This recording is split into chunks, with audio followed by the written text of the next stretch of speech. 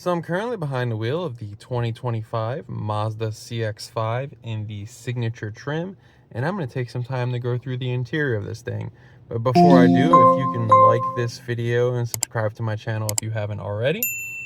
So starting like I normally do, over on the left, you got your window switches, you've got your door locks, you got a little toggle switch right here for the rear mirror adjust. You got your door latch. To the right of that, you've got a button for the rear trunk release. You have a lane assist off button. You have a camera view button, so pushing that gets you 3 different views. So that's currently in front of the vehicle. Still in the front, just bumper view. That is both the left and the right tires, basically a camera from the mirrors on both sides. And then pushing it one more time makes it disappear. And then you also have a parking sensor button as well. You can turn that off. Moving to the gauge cluster. So basically the center is a square that is a digital screen kind of between my 2 fingers. It's a digital screen kind of imposed in a old school analog circle. So the left is analog and the right side is analog, but the center kind of mimics the analog nature with a kind of a digital screen. So on the left you have a tach, on the right you've got a temp gauge and a fuel gauge, and then you have a digital fuel gauge right here, as well as just kind of the miles per gallon you're getting over on the left. But in the center you can switch between different screen options. So right now I just kind of have a compass and the miles remaining. You can turn that off. You got trip A, trip B, just kind of like a vehicle information screen, your next service due, and then just back to that screen. In the center showcases what gear you're in, and then you have kind of it all being a speedometer. Moving to the steering wheel, how I was adjusting the information on that center screen is simply this info button in the center. You push that down, it just cycles through those different page options all the way back to what you had it as. Also on the left, you have volume controls, you got tuner knobs for listening to your music or switching stations, you got phone options and talk buttons. Over on the right is all your cruise control settings and lane assist options as well. On the back of the steering wheel, you have paddles to select your own gear should you want. Give you a better look at the steering wheel. Tucked behind the steering wheel is the engine start stop button. And then you have the navigation display. So I'm just going to go to the home screen for a moment. So I really like Mazda's infotainment system because it's really simple, no extra added fluff, and you're going to probably use Android Auto and Apple CarPlay anyway. So if you're just going to jump to those anyway, it's nice to just have some simple stuff if you don't connect your phone. But you have basically 5 main pages, and then you have the alternative, obviously Android Auto, Apple CarPlay. So starting up top, you have information.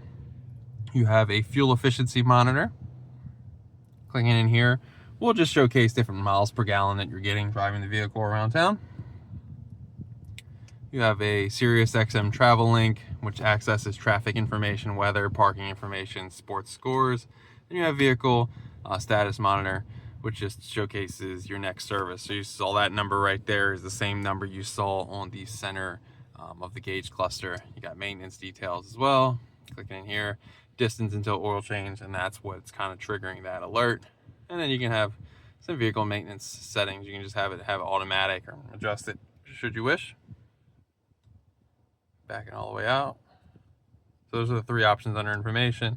Under entertainment, obviously whatever you're listening to.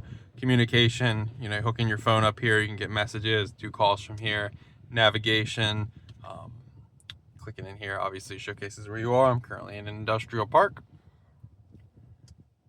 And then settings, you have pretty much, you can change anything you want. So you got in-vehicle displays you can adjust. Let's just go in there for a second.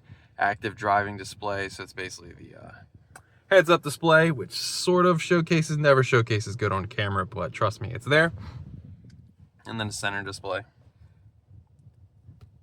Sound settings, safety settings, vehicle settings, connectivity settings. So this is where you would connect your phone for the first time through Bluetooth. System settings. You can adjust your clock, temperature, language, speed, everything.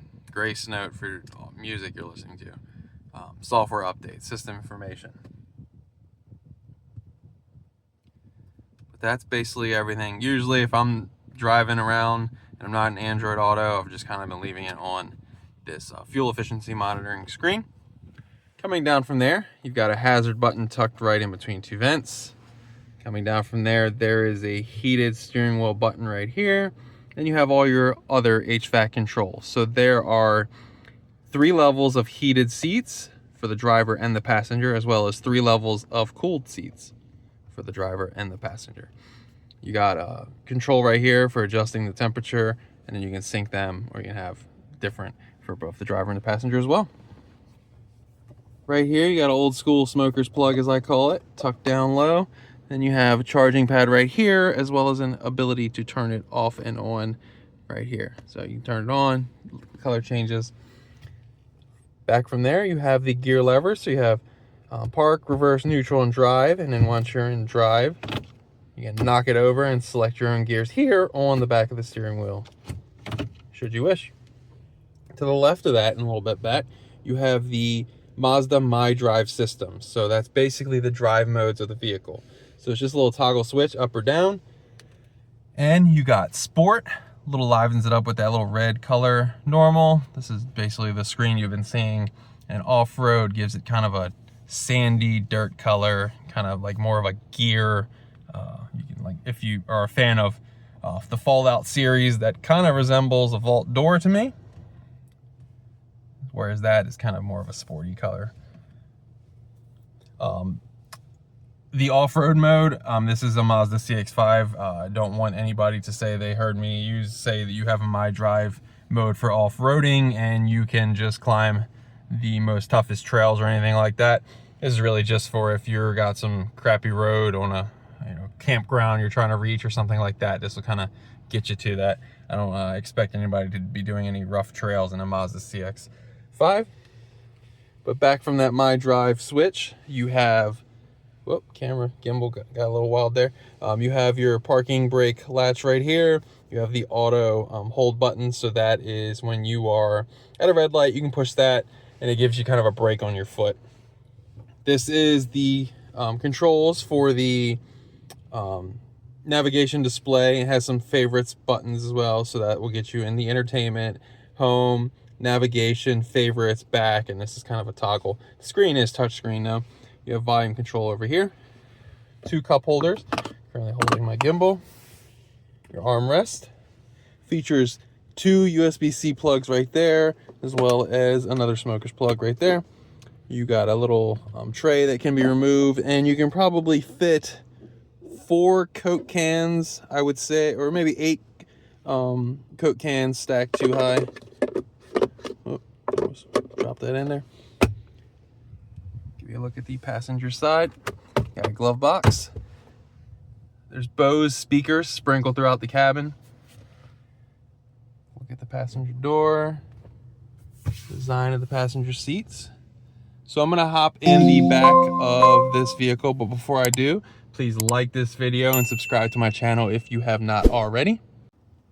So now we're in the back seat of the CX-5, and I'm just gonna kind of give you some back seat views of this thing. There's no extra added controls or HVAC controls. You just got 2 vents. So whatever the front has set up, you're just gonna get that in the rear. But pretty good amount of space. That seat's probably, halfway up. But now I'm gonna hop back in the front seat and kind of finish the video. So coming back up to the front seat, the front features a sunroof only for the the front half of the vehicle. You got sunroof controls up here, sunglass holder, rear view mirror, and that is pretty much the interior of the 2025 Mazda CX-5 in the Signature trim. If there is a feature or button I didn't go in depth enough on for you and you have some additional questions, or this vehicle is a used vehicle to you and it doesn't have the manual and you just want to know kind of more what a different button does, or when you should select maybe one of the My Drive modes, anything like that, be sure to leave your question in the comments below. At this point, my channel is not crazy huge. I answer every message that comes to me, or every comment that comes to me, as long as it's not some, you know, disrespectful comment or spam, you know, posting something about crypto or something, you know, trying to scam people out of something. Those I kind of disperse with. But if you just have a genuine question about the vehicle, leave it in the comments below and I will answer you. But please like this video and subscribe to my channel if you have not already. Every little bit helps. Thanks for watching.